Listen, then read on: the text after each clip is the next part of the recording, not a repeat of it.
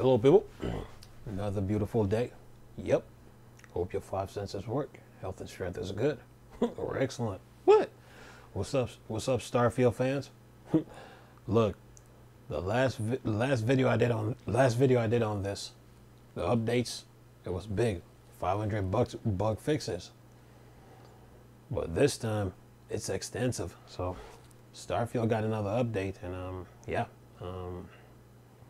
What that update shows is how, how big video games are getting, how complex they're getting, and how much work, it takes to, to get a game make, and how much work it takes to repair it whenever a problem comes up. So Starfield is showing that, man. I mean, when you got 1,000, 1,000 planets to explore, oh yeah, that shows you how big that game is, man. So those 500 bug fixes, that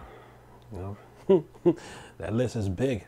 It also shows, I mean, people, before the game came out, you had people doing videos acting like they played it, but they never played it. But then those same people, they try to, spread rumors that Starfield was coming to PlayStation, but, Phil, Matt, Sarah had to address that, and they took care of it. But Todd Howard's and the developers at Bethesda, they take Starfield, very seriously, and this update proves it, that they're not running from Starfield like how who was that, Crystal Dynamics did with the Avengers. They ran from the Avengers.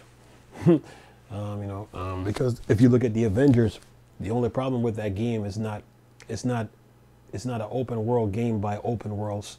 It's not an open world superhero game by open world superhero game standards, because like DC Universe set the stage, like, okay, if you're going to make a superhero game, it needs to be in this format. And the Batman Arkham series took that format, ran with it, had success. Insomniac with Spider-Man Miles Morales, and Spider-Man 2 took that same formula, ran with it, had success. But Crystal Dynamics, they didn't follow it, and the game tanked. But the game needs to be repaired, and they refused to repair it. Meaning that the game needs to be more open world. But back to Starfield now. What Starfield, these updates that Todd Howard's and the developers at Bethesda add to Starfield, it shows how much work these developers, shows how much time, effort, energy that they put into these games to make them, make them playable today. So, one of the things I didn't like, especially, is when I didn't like the fact that Bethesda was getting to back and forth with people online. They should have left that alone and let their updates for Starfield do the talking. So yeah, that's how they're supposed to approach it. Now they have a Shattered Space DLC that's coming. It's not ready yet, so it's in the works. So I know Microsoft has a what's that? They have a showcase that's coming up in June, so maybe by then, Bethesda probably have something to show. So we'd have to wait and see. But that update that they have, the update that I'm looking at, it's pretty big. Because look, let's see here. Let's see, where's Starfield? See if I can find Mr. Starfield here.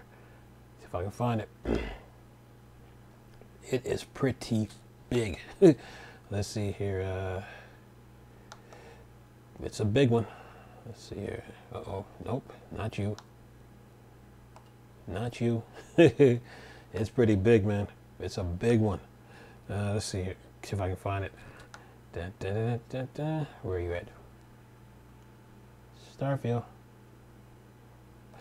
Oh, there we go. No, stay on page. Trying to get it. Trying to get this. Okay. Okay. No, go back. All right, here we go. Pull this list up real quick. Here we go. The up. Yeah, leave page. Yep. All right. The update is 1.1.10.31. It's pretty big. And look at this list. This list. I mean, the list for art. The update for art is pretty. It's huge. It's huge. The update for gameplay. It's huge. Right. The update for graphics. Pretty nice size. The update for Outpost, not bad. The update for save and load, not bad.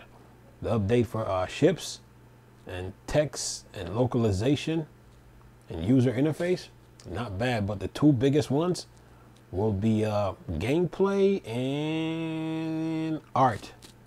So this list just shows how big Starfield is and how much work, how much time, effort, thought process, energy, insight, foresight, wisdom, and all that this game takes, man. So yeah, I don't think they have a trailer here to show, but it's a nice little list. But here's what I got trailers for though. I got trailers for something else. Listen to this too. Talks about Diablo 4 and Ark Survival are coming to Gamepass. So we got about 9 games here. That's F123, The Quarry, Evil West, Hot Wheels, what's this? Open Roads, Mind Control, Ark Survival, Diablo, and what's this? Lightyear Frontier. That's another one too to the list. Major League The Show, The Quarry, Evil West, Terra Invicta, and Diablo 4, Hot Wheels Unleashed, Turbocharge, and Open Road, and Ark Survival, F123, and Mind Control. So I'm gonna leave Mind Control and what's this Diablo and Evil West at the bottom. At the bottom of the list, you know. So for those people who want to look at it, but you know, those games are kind of too gory for my like. But anyway, but I'll leave them in the description box at the bottom, in the bottom of the list. But anyway, but other than that, man, yeah, you guys got some games coming to Game Pass, so I'll leave all that in the description box. Yeah, all the links, so you can look at the trailers. So anyway, I might leave Evil West and what's that? Evil West, The Quarry, and Diablo out. Or I might leave it at the very bottom for those who want to click and look at it. Anyway, but other than that, man, yeah, those are the games that are coming to Game Pass. But other than that, you know, Starfield is showing how challenging game development has become. But you know, the developers though, they got the experience, because if you look at the Atari TurboGrafx days, the Panasonic 3DO days, the Neo Geo days, the Sega Master System days, 8-bit Nintendo days, Super Nintendo days, Sega Genesis days, those were stepping stone for developers that were into game development. So when you see the games the way they are now, it is because they gained the experience from developing games on those platforms, you know. So on those platforms all those years, and now it's paying off in the open world games that they're making. So yeah, these developers, man, they put a lot of work into these games. So Starfield is not exempt from that list. So but Starfield, being the game that it is showing you how big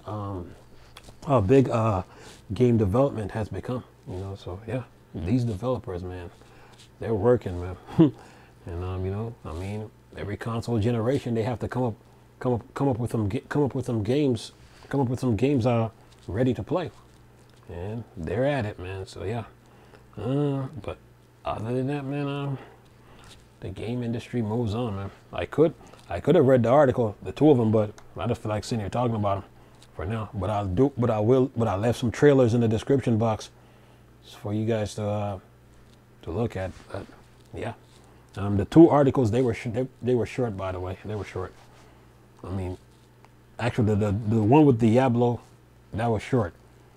But the one with Starfield, man, that update list is like this. Yeah, a lot of work, man. So, Bethesda, they're working, man. So, if the update list for Starfield is this big, then what about Elder Scrolls 6? Just saying. So, yeah. But Starfield, yeah, big. Yeah, that list is big, man. It's big. Anyway, I'm gonna leave some trailers in the description box though for you guys to look at. You know, leave some trailer links in the description box for you all to look at and enjoy. But the three ones that are kind of the Diablo, the Query, and I think what's the other one here? Let's see here. See if I can find it. Diablo, and the Query, and Mind Control. I leave them three at the bottom of the trailer list. So yeah. Anyway, I'm gonna leave this video for y'all to enjoy. Nice talking to you people again. Chris, still Star Wars and Star Trek thing for Dark Side. Go. Peace.